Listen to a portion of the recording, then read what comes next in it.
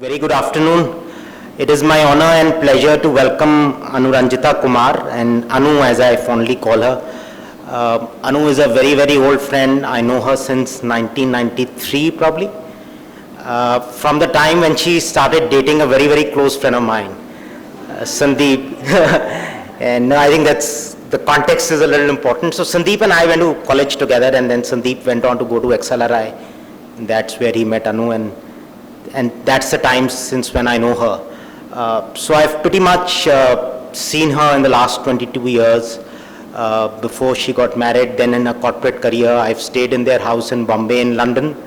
Of course, our kids are great friends. So it's a real pleasure, Anu, to have you here in this role today. Well, to introduce her formally, Anu is the MD and Chief Human Resources Officer for Citibank South Asia. And she stands as a shining example of women's leadership. She began her career with Procter & Gamble in 1994 and joined Citi in 1995. In 2007, Anuranjita became the first South Asian and women leader to be appointed head of HR Global Banking for Europe, Middle East and Africa. Her work during this period was recognized as the most improved corporate and investment banking franchise in Europe by Financial News. Her achievements also led Anuranjita being recognized as an upcoming South Asia leadership talent by Asia Networks. She has received several awards, including the Excellence in Leadership Development from the Society for Human Resource Management. And in 2013, the National HRD Network recognized Citi as one of the top 10 companies for gender diversity. And the franchise also received the award for the most diverse company. Well, very recently, Anuranjita added author to her other accomplishments. Her book, Can I Have It All, was published this month. The book brings to life the dilemmas and challenges that women face through various stages of their lives, dealing with education, marriage, maternity, and mobility, as they aim to make a big difference in the corporate world. I think for us at Ashoka, and especially for the Genpact Center for Women's Leadership, Anu is the perfect role model to come and speak here at Ashoka today. Anu, a really, really warm welcome. The stage is all yours. So thank you, Vineet, and a very warm welcome to all of you. This is my first visit to Ashoka, and whatever little time I've spent or I have kind of just walked around, I'm truly impressed. I'm truly impressed with some of the people that I have met, and that's too in a very short span of time. I'm very impressed with the infrastructure. Also, as I walked across different centers and, just talking to some of your faculties and some of your students, it really wants me to, it really makes me feel to go back to school. And I think Sugandha is sitting here, who's our, who heads our campus recruitment, and she and I were just sharing feeling. She's like, I just want to come back and spend a few days here. So you never know. Be careful what you wish for. We might be here longer than you had thought. Thank you for having me, and thank you, Vineet, for that introduction. Yes, Vineet and I have known each other for a very long time, and how many of you actually know his wife? Any hands up? Oh God, she really needs to be here, huh?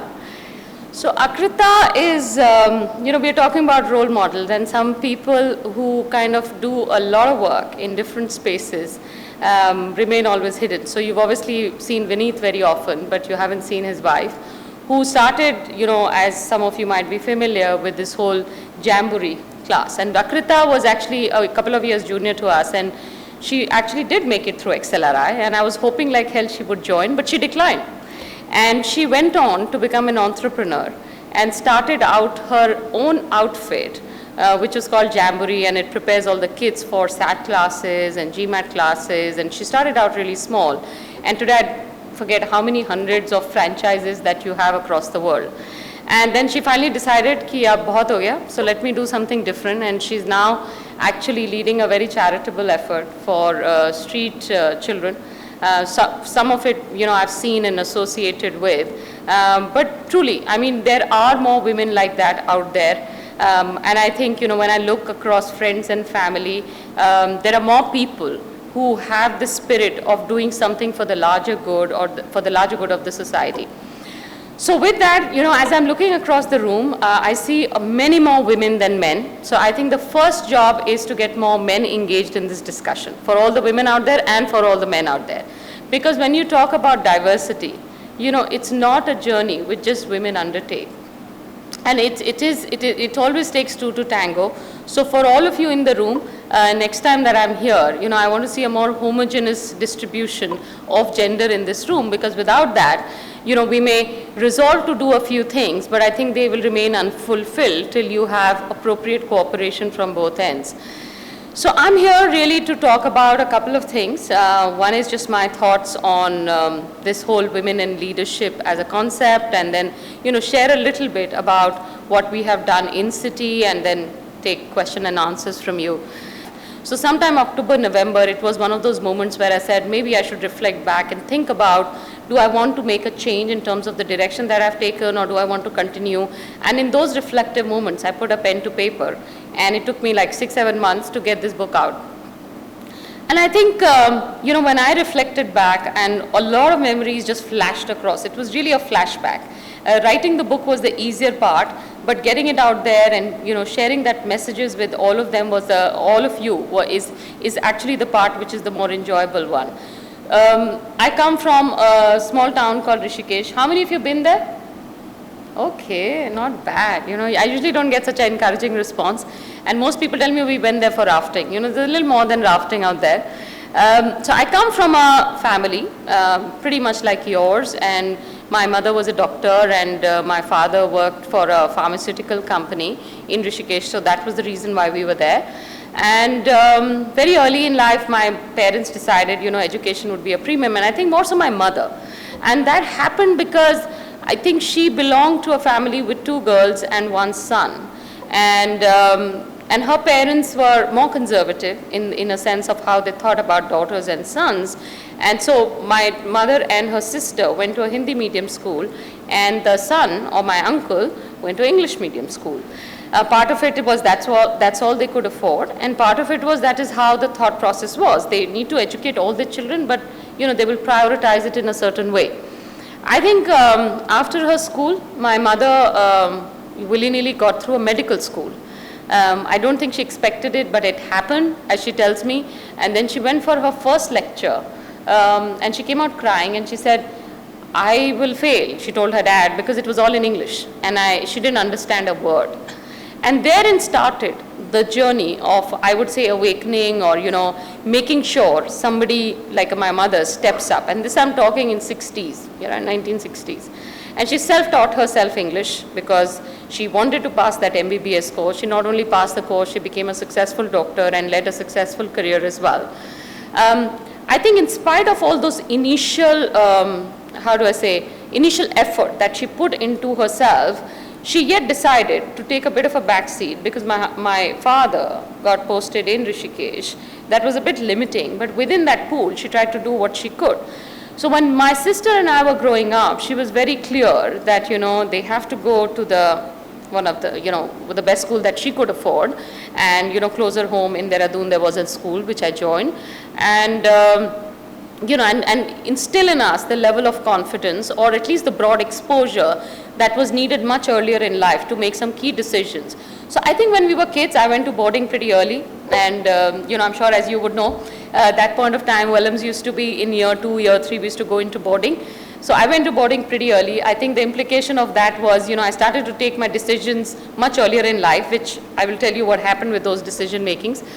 And then when I passed out from school, my parents thought, amongst their 2 daughters, one of them should go into medicine, right? I'm sure you've had those discussions with your parents, ki bhaiya engineering kar lo, ya medicine kar lo, professional line hai. And I think me being the elder one decided to appease my mother and take the exam. And unfortunately, I did actually made it through the exam.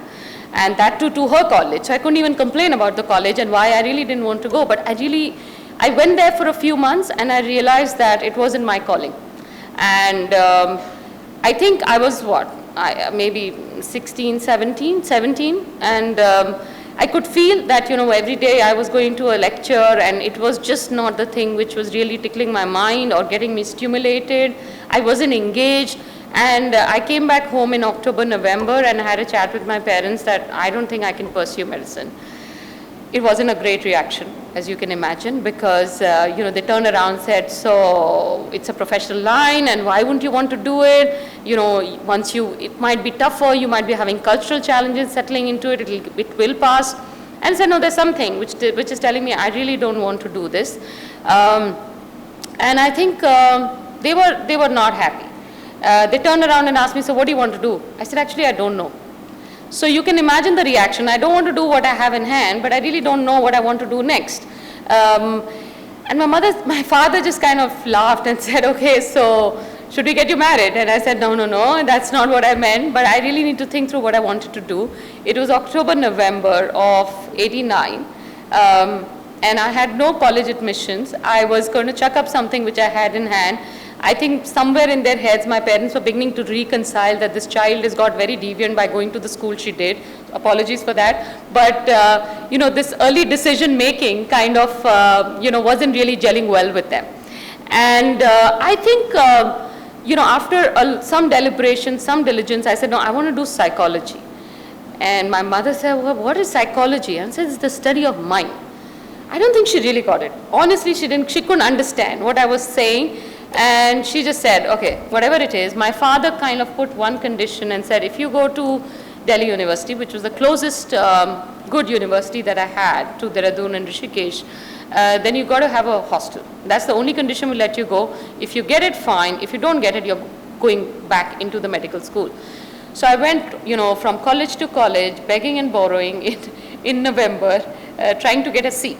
And I did manage with my persistence a seat and a hostel.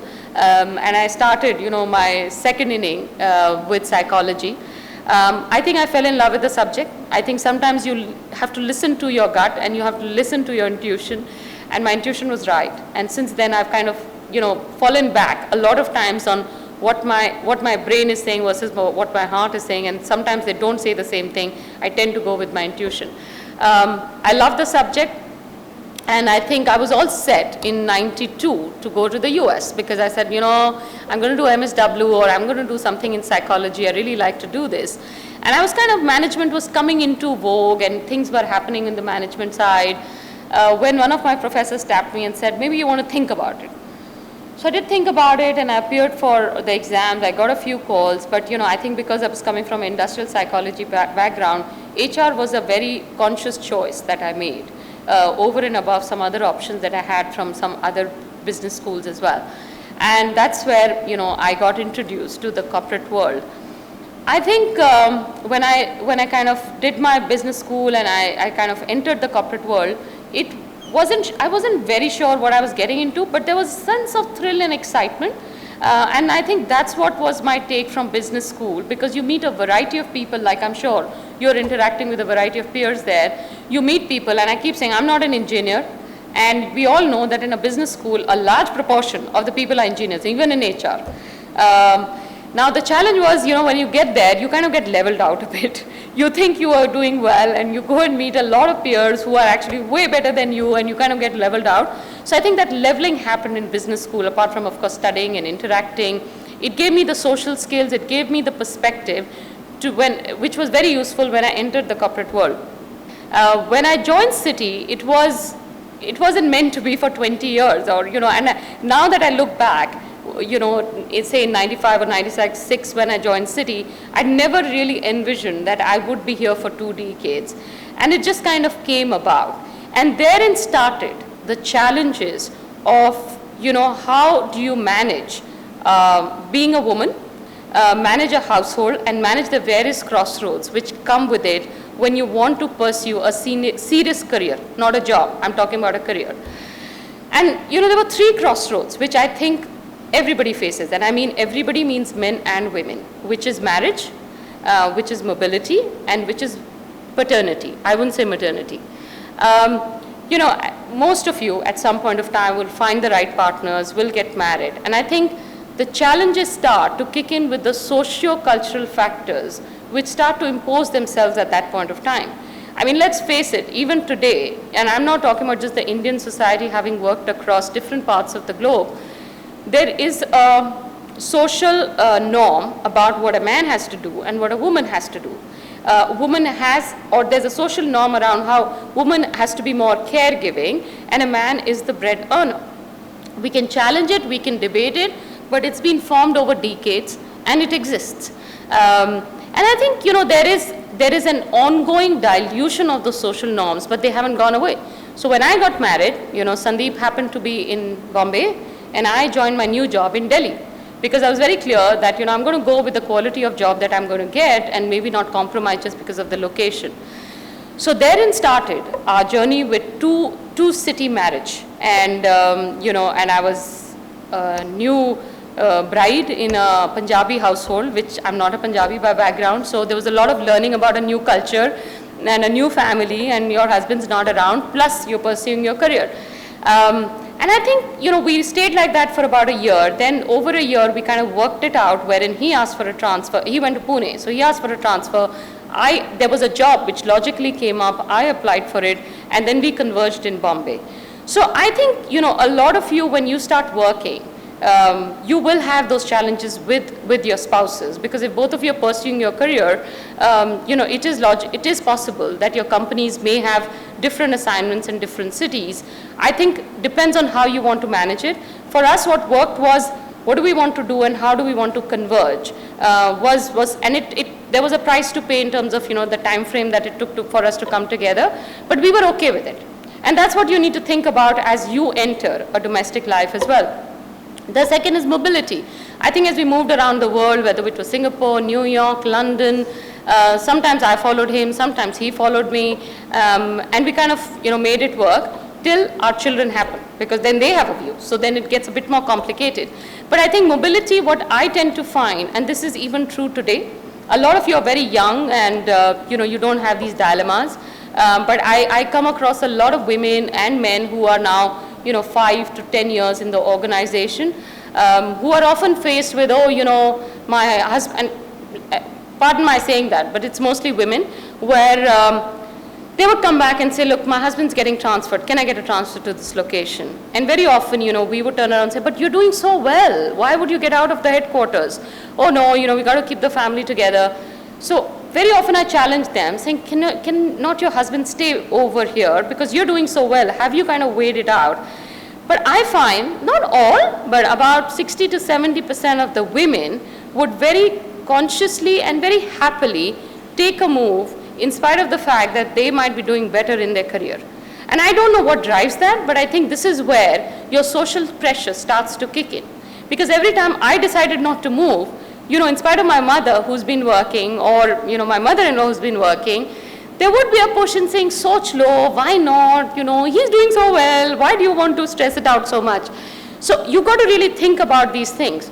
The third thing which kicks in is maternity or paternity, and that's the toughest crossroads, both for men and women. And I think given the social norms, there is more expectations from the mother. Clearly this first 6 months, the baby's going to need you in every which way. But I think this is where we have the toughest situation to manage. And if you talk to any corporate, they will tell you this is where the turnover starts. And whether, we have a huge amount of talent leak happening, because very often a new mother struggles to deal with it. They struggle to deal with motherhood. No matter how much you read Mr. Spock and how many classes you go for, it doesn't help. When the baby is there and you have to walk out of the door with the baby crying, it's very, very tough. So when I had my first one, and I remember, in 3-4 months, I was kind of, not sure about, I was very clear I didn't want a career break, but I wasn't sure which job I was going back to. So I kept calling my firm and said, what am I going to come back to after maternity? They said, when you come back, we'll figure it out. So I joined after 4 months of maternity. My daughter was obviously very young. And I think the organization probably thought that, with such a young baby, she'll want a flexi time. So let's do that. Let's put her on projects. That way she can manage her household and her work appropriately. And I had a slightly different thought process where I was saying, I'm leaving a 4-month behind at home, it better be worth my while to come back to office. Otherwise, I may as well go and sit at home. So I was very frustrated for about 3 or 4 months because it wasn't a real job. I valued the support and I valued their thoughts because, they felt that a lot of women like that. but maybe they didn't ask me enough, and they probably imposed a certain stereotype which I actually was not very happy about. But so I pushed and said, I need a real job. And after 4 months of pushing and coming to a point where I said, if you don't have a real job, then I may as well just go and look for something else. I did land up a real job. So I think maternity is a challenge, and there is no real answer about how you want to manage it. All of us want to be a good parent, a good mother, a good father. But and I don't know whether this will resonate with you right now. But a few years down the line, when you enter that phase of your life, we can have this conversation again at that point of time. But I think it is one of those very difficult crossroads where we do find a lot of couples struggling. We now, in the industry, there is a concept which is very prevalent around shared paternity leave. So we're actually giving options to fathers where, if there is a 6-month leave, the woman can do 3 and the father can do 3. But there are new concepts which are coming up in the industry which I think are very, very progressive, and hopefully by the time you guys are there in 5 to 6 years' time, this would be more embedded. There was a point of time where Sandeep changed his job and he came back to India. I had just got promoted into a bigger job and I was not willing to come back to India. And, so when we had this very civil conversation, we kind of reached a point where we said, okay, so for a period of time, we'll have 2 homes. And that's why I said 2 cities, because it was, that time Bombay, Delhi, and then now I was going to do London, Delhi. And I was actually nervous about it, though I really wanted to do what I was doing in London, but I was slightly nervous about it because I had 2 children who were 10 and 6. And, it was different when it was just 2 of us, but with 2 young children, it becomes even tougher. And I'll be honest with you, this is where I say, when you choose your partners, choose them wisely and marry right. Because there was a point of time where I said, do you really think I can do it? And he turned around and said, you really want to do it? And I said, yes. He said, it's okay, we'll make it work. And we did. So we moved, he moved, and then we moved the kids in 6 months' time. And I was doing London, Delhi for 2 years, which is, a week there, a week here, or 3 weeks there and a week here. And it worked. It worked for many reasons, because I think one thought out the support system. My mother was in Gurgaon, so we made sure the kids were in Gurgaon. They went to the right school. Sandeep was here. The organization stepped up. Having worked for 15 years with Citi at that point of time, they were willing to provide all the support that I needed to do this up and down. And I think the last thing is your own determination to make it work. There is nothing right or wrong about these decisions. There were enough moments where, I would kill myself with guilt. I would be in London, my son, who was 6 then, one day was very unwell. And it was tough. I would think, oh my God, what am I doing as a mother? I should be with him. He's really suffering. He was with my mother, so he was in good hands. It helped that my mother was a doctor. But I don't think anybody can take away that mother's guilt. But you know what? He would fall unwell even if I was here. And he would get better even if I was not here. And I'm not trying to rationalize it, but that's the real answer. So I think those are situations which a lot of us manage, and I think, I've had to go through that as well. There was also a point of time in London where I was really, really unwell, and I think, a lot of this is mentioned in the book, but I don't want to take all the thunder away. And, at that point of time when I was very unwell and I wasn't sure I would make it out of the hospital, and the doctor kept saying, okay, you have to think about what you're going to do when you get out of the hospital. And the only thing I could think about was my 2 children, because I need to go and spend more time with them. When I got well, I did decide to spend more time with them, but that didn't mean that I would give up work or I would just sit at home. Because if I would sit at home giving up something which I'm really, really passionate about, I'm not sure I would be a great mother or I would be a great wife. I might have got too cynical, or I might have just not reconciled with it. And that's where, what is very critical is how you make your choices. There are women who will say, look, I want to be a stay-at-home mom, and there is nothing wrong with that. They're absolutely fine. My sister is now a stay-at-home mom, and she's very happy about her choice. Then there are women who will say, look, I want to straddle all different worlds. So I want to be at work, and I want to be, at home, and I want to be this, and that's fine as well. It comes with certain stress, certain compromises, but that's fine, so long as you're happy. But then there is a bunch of middle category, wherein I feel that women work because they need the money, or they want to be financially better off, or they do not work because they don't have the support system to enable them to work. And it's really that category which often needs much more support and much more help.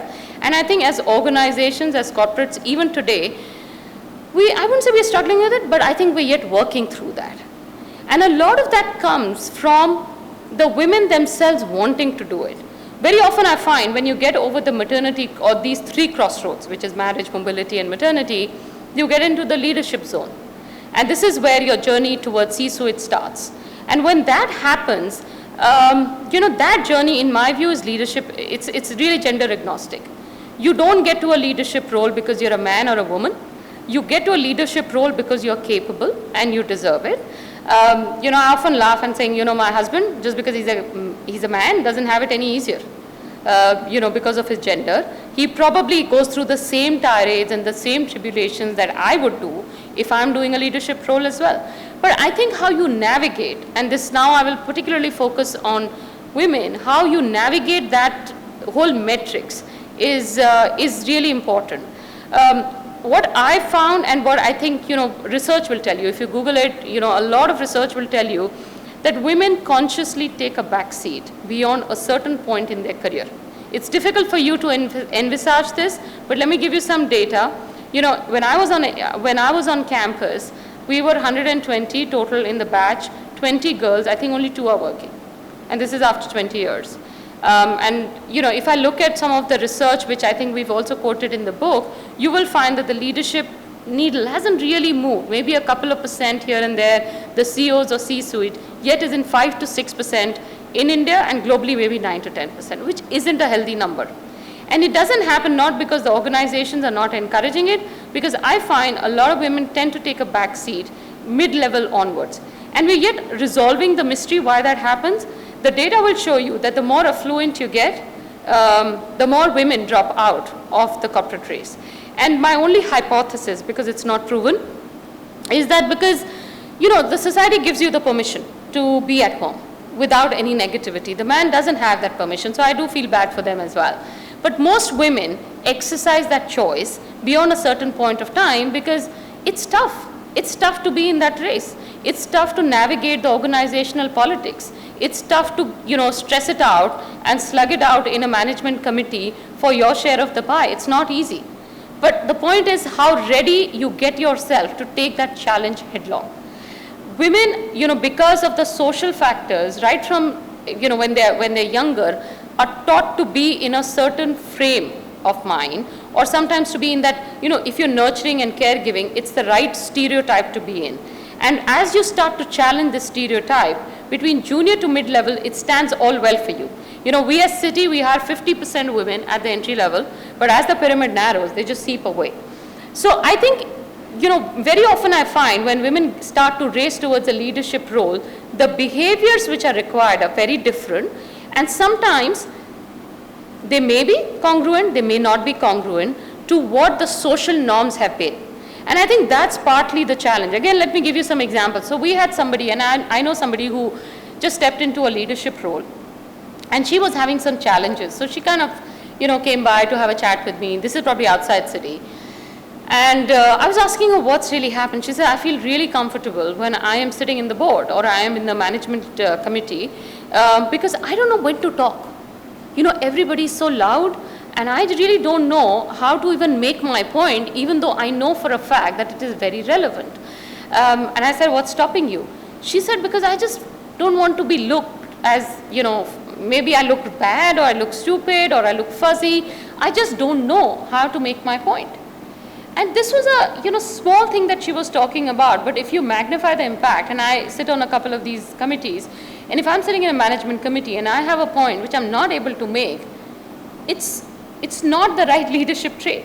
You don't have to shout to be heard, and you don't have to be, you don't have to be a man in the management committee to be successful, but you've got to be assertive, you've got to be vocal, and you have to bring forward your thought process. There is nothing stopping you saying, hey, hold on a minute, I have a point of view, and I want to talk about it. People will stop, but you have to ask for your chance, and you have to push for that opportunity. What we have found that women tend to hold themselves back, and they just do not push hard enough. I was laughing, I think in the morning I was telling somebody that women are great negotiators when it comes to somebody else. So I have a recruiting head, she's a brilliant negotiator. If I put her in the market to hire somebody or she's placing somebody, But when it comes to herself, she can't negotiate for herself. And that is a challenge. So when you're looking at progression and you're looking up climbing up the ladder, those challenges become even more evident. Also, in terms of networking, marketing, managing the organizational dynamics, it takes a certain extroverted approach. Now, I'll be honest with you. If you look at my MBTI, which is a personality test, I'm actually more I than E. I'm sure you can't figure that out, me standing on the stage right now. But I had to train myself towards the extroversion, parameter, because it was required in the job. Between Sandeep and I, if I get back home, I want to be a couch potato, sit in front of the TV and watch a brainless soap, because I don't want to use my brain, I just want to relax. Whereas he's more extroverted. If he goes home, then he wants to get out for a drink with some friend and let's do this and let's do that, and it tires me out. So it's just that I think sometimes you have to wear a persona when you're working in a corporate, especially at senior levels, to be not inauthentic, but to make sure that you're doing your job successfully. And people will relate to you, will connect to you once they know the real you. But I think somewhere I found that challenge, more forthcoming with women than men. I think it's just a simple function of there are just more men out there, which is good and bad, by the way. But there are more men out there. Until I think women make the push for it, that culture is not necessarily going to change. Again, I'll give you an example. So I kind of came back to India finally, and my mother was very relieved that we weren't getting divorced or anything of that sort. So I came back, and by then my family was well settled in Gurgaon and the kids were well settled. So, and the job I'm doing currently is actually headquartered out of Bombay.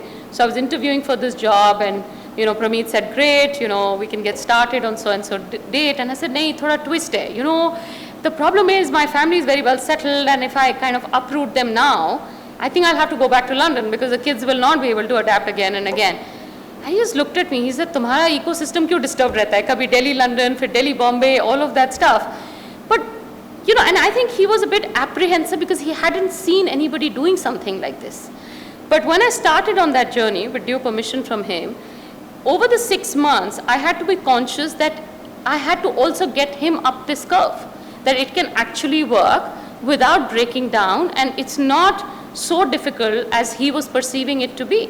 And he did come up the curve. I've been doing this job now 3.5 years, so probably I got something right.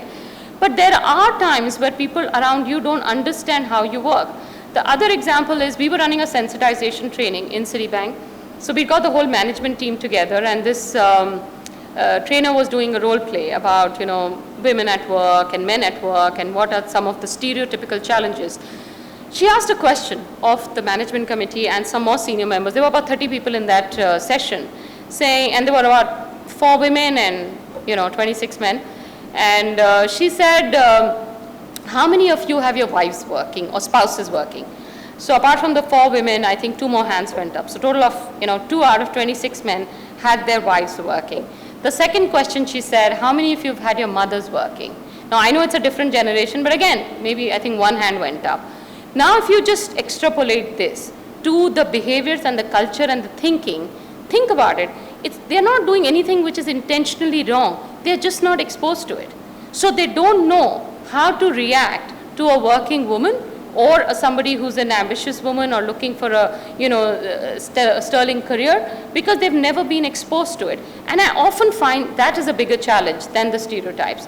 When they don't know anything, they will apply what they know, which might be from what they see around them or what they have picked up through their upbringing.